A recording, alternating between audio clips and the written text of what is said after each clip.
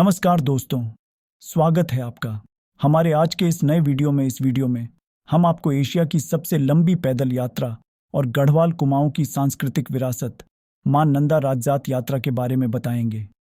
नंदा देवी राजजात एक प्राचीन हिंदू धार्मिक यात्रा है जो उत्तराखंड के हिमालयन पर्वतीय क्षेत्र में होती है।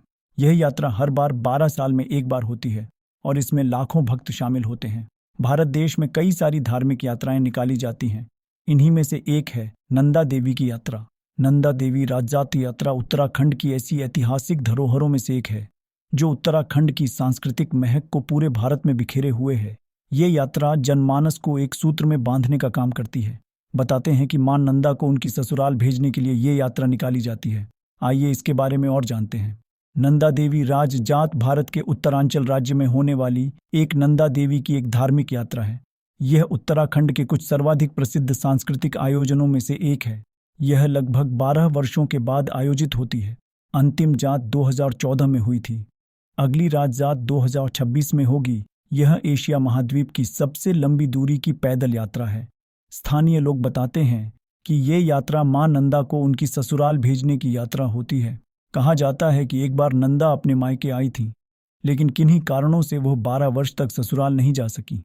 बाद में उन्हें आदर सत्कार के साथ ससुराल भेजा गया, जिसके बाद से इस यात्रा का चलन शुरू हुआ।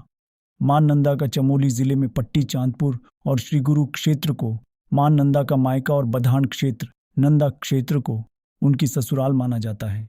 मां नंदा गढ़वाल के राजाओं के साथ साथ कुमाऊं के कत्यूरी राजवंश की इष्ट देवी के रूप में पूजी जाती थी। क्योंकि गढ़वाल और कुमाऊं के लोग मां नंदा को अपने इष्ट मानते हैं, इसीलिए नंदा देवी को राजराजेश्वरी कहकर भी संबोधित किया जाता है। कुछ लोगों का कहना है कि मां नंदा पार्वती की बहन है, जबकि वहीं कुछ लोग कहते हैं कि पार्वती ही नंदा देवी है। हर 12 वर्ष बाद मां नंदा देवी राजजात का आयोजन होता है। 12 साल में आयोजित होने वाली राजजात नौटी से शुरू होती है। कुरुद्दड, अल्मोड़ा, कटारमल, नैनीताल तथा कुमाऊं गढ़वाल के कई अन्य गांवों कस्बों से निकलने वाली डोलियां छंतोलियां नंदकेशरी आकर राजजात का हिस्सा बनती है। इस यात्रा में होमकुंड तक 250 किमी से ज्यादा की दूरी पैदल तय की जाती है। इस बीच उत्तराखंड के विभिन्न क्षेत्रों से अनेक छतौलियां इस यात्रा में शामिल होते हैं। नौटियाल और कुंवर लोग चौसिंग्या खाड़ू और रिगाल की छतौलियां लेकर आते हैं। इस यात्रा का नेतृत्व चौसिंग्या खाड़ू 4 सिंह वाला बकरा करता है। इसे मां नंदा का सहायक माना जाता है। कहते हैं ये 4 सिंह वाला बकरा हर 12 वर्ष बाद ही जन्म लेता है। यात्रा से पहले चौसिंग्या की तलाश भी शुरू हो जाता है। इस यात्रा में चौसिंग्या अहम भूमिका निभाता है। यात्रा के दौरान इसकी पीठ पर थैलों में श्रद्धालु गहने, श्रृंगार सामग्री व अन्य चीजें देवी को भेंट करने वाली चीजें रखते हैं। ये चौसिंग्या खाड़ू होमकुंड में पूजा होने के बाद आगे हिमालय की ओर प्रस्थान कर लेता है। लोगों की मान्यता है कि चौसिंग्या खाड़ू आगे हिमालय की पर्वत श्रृंखलाओं में जाकर लुप्त हो जाता है व नंदा देवी के क्षेत्र कैलाश में प्रवेश कर जाता है। वहां के लोग बताते हैं कि इस खाड़ू के जन्म के साथ ही विचित्र चमत्कारिक घटनाएं होने शुरू हो जाती हैं। जहां और जिस दिन भी ये जन्म लेता है, उसी दिन से वहां शेर आना शुरू कर देता है। जब तक इस खाड़ू का मालिक राजा को अर्पित करने की मनौती नहीं करता है, तब तक ये शेर वहां लगातार चक्कर लगाता रहता है। यात्रा की शुरुआत नौटी में भगवती नंदा देवी की स्वर्ण प्रतिमा पर प्राण प्रतिष्ठा के साथ रिंगाल की पवित्र राज छंतोली और 4 सींग वाले भेड़ खाड़ू की पूजी से होती है।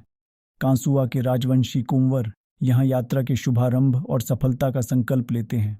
मां भगवती को देवी भक्त आभूषण, वस्त्र, उपहार, मिष्ठान आदि देकर हिमालय के लिए विदा किया जाता है। इस दौरान हजारों लोग इस यात्रा के साक्षी बनते हैं। चमोली की नौटी से शुरू होकर क्रूड के मंदिर से दसौली और बंधाण की डोलियां राजजात का आगाज करती है। इस यात्रा में लगभग 240 किलोमीटर की दूरी नौटी से हेमकुंड तक पैदल यात्रा करनी पड़ती है। इस बीच उत्तराखंड के विभिन्न क्षेत्रों से अनेक छतौलियां इस यात्रा में शामिल होते हैं। नौटियाल और कुंवर लोग चौसिंग्या खाड़ू और रिगाल की छतौलियां लेकर आते हैं। 1200 वर्षों से भी पुराना इतिहास समेटे नंदा देवी राजजात उत्तराखंड में एक महत्वपूर्ण धार्मिक यात्रा है और अंततः होमकुंड में देवी की विदाई के बाद प्रसाद बांटा जाता है और नौटियाल और कुंवर लोग वापस लौटी आते हैं। नौटी में यात्रा काल के दौरान रुके लोगों द्वारा भागवत कथा तथा यज्ञ आदि किए जाते हैं। राज्यजात से लौटे लोगों के आने पर भोज इत्यादि का आयोजन होता है और इस प्रकार राज्यजात पूर्ण होती है। धन्यवाद दोस्तों। अगर यह वीडियो आपको पसंद आई हो तो लाइक करें, शेयर करें और हमारे चैनल को सब्सक्राइब करना न भूलें।